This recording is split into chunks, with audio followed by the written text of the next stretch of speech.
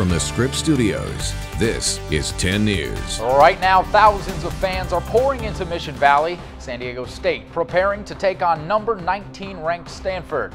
10 News reporter Matt Boone is there live. And hey, Matt, fans behind you look like they're getting pumped.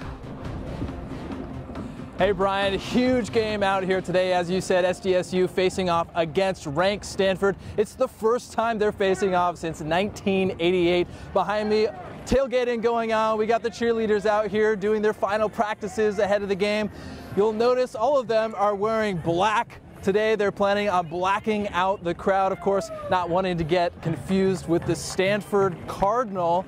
Of course, these two teams been through a lot over the past few decades since they last met up back in 1988. As we mentioned, tonight should be a big showdown. San Diego State undefeated in their season so far. A lot to look forward to in the game here. We're waiting for the team to actually come by. They're supposed to come around 5 o'clock to make their possession from the parking lot into the stadium. And of course, the game starts tonight at 7:30. We're going to be out here taking a look and bringing you coverage later tonight. Reporting at the stadium that's no longer Qualcomm. We're going to talk about the naming of it later in the shows too. Matt Boone, 10 News. Tailgating and a tease. All right, Matt, thank you. MTS, meanwhile, adding extra Green Line trains before and after tonight's game. The trolley drops you off in front of the stadium. Kickoff at 7:30. All right, turning now to weather and taking a live look outside. It's kind of a cloudy day here in San Diego. We have 10 News pinpoint weather anchor Jennifer Dela Cruz tracking a mild weekend ahead. Mild weekend ahead, but a perfect night for a football game, Brian. It's going to be really nice over there tonight. Always a good day for football.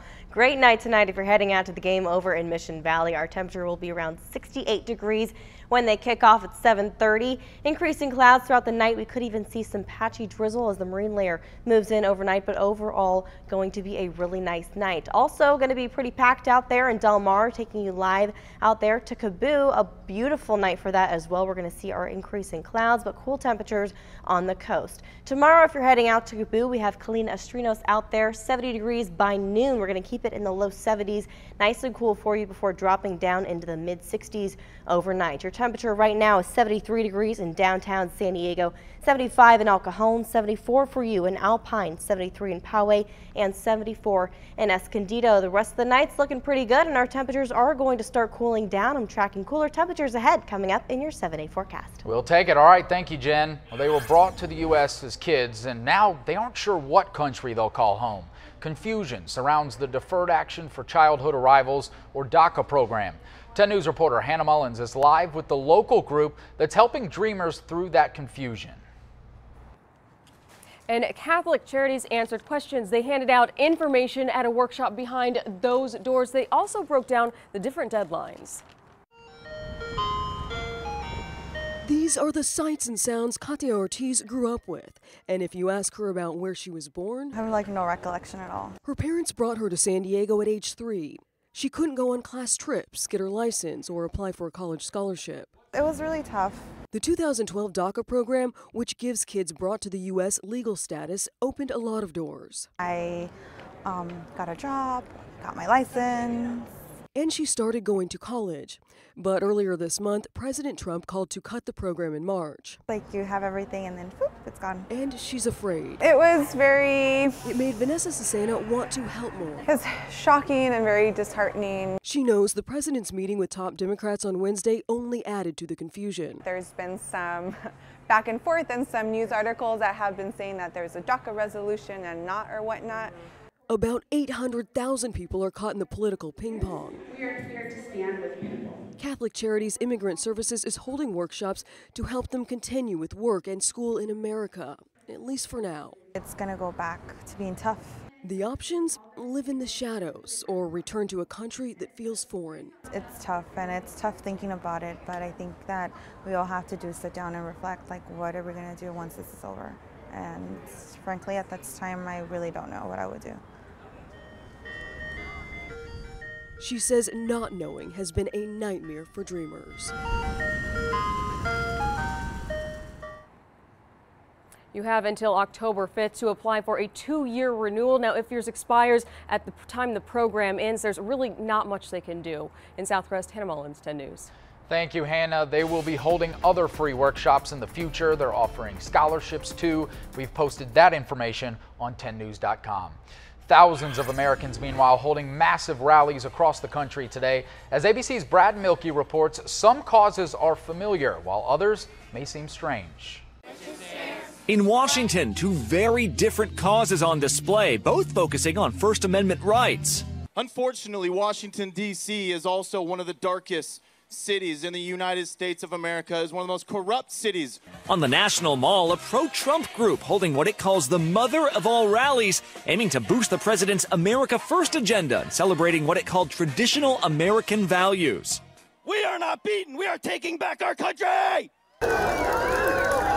Not far away, a very non-traditional group, thousands of so-called juggalos, fans of the hip-hop duo Insane Clown Posse. The group claims they've been discriminated against. In 2011, the FBI classified the group as a loosely organized hybrid gang. We're doing the only civilized things we can do as Americans. We're protesting, we're marching. In Dallas, protesters rallied around the empty base where a statue of Robert E. Lee used to stand. It was removed Thursday and taken to storage. No KKK, no racist USA. A Lee statue also the site of a Heritage Not Hate rally in Richmond, Virginia. Organizers there defending Confederate monuments. Police trying to avoid confrontations like Charlottesville, keeping counter-protesters separated. The barricades kind of help the process because after Charlottesville, we need more presence. Don't shoot! And St. Louis is bracing for a second night of protests, one day after a judge acquitted a white former police officer in the shooting of a black man. People are just fed up. This is crazy. Friday's demonstrations were mainly peaceful, but overnight a small group became violent, breaking windows at a restaurant, even throwing paint on the mayor's house. Brad Milkey, ABC News, New York. We have new details now. British police have arrested someone in connection with yesterday's terrorist attack at a subway station. Investigators arrested the 18-year-old man in Dover. That's a major port city. Yesterday's explosion injured 30 people during rush hour.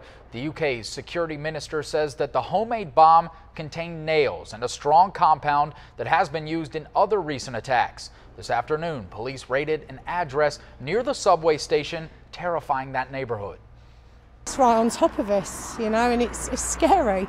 It's scary. You know, my boys were all out, frightened for them, frightened for my family.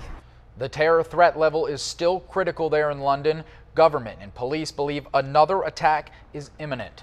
And now to a crime alert, a savage attack on a homeless man who was sleeping in an alley. Police say a man armed with a skateboard started hitting the homeless man while he slept in that alley overnight. This was off El Cajon in Idaho in North Park. Witnesses tell police the attacker hopped into a white Honda, then took off. The homeless man was hit in the head several times and is still in the hospital right now in serious condition. Detectives are looking for that attacker. And a developing story, San Diego's hepatitis A outbreak. Two new ways the county is trying to stop the spread of that deadly disease. And flying across Mission Bay, look at this, a close-up look at the boats competing in this weekend's San Diego Bay Fair. A mild week ahead and our temperatures are going down. I'm tracking a cooler week coming up in your 7-day forecast.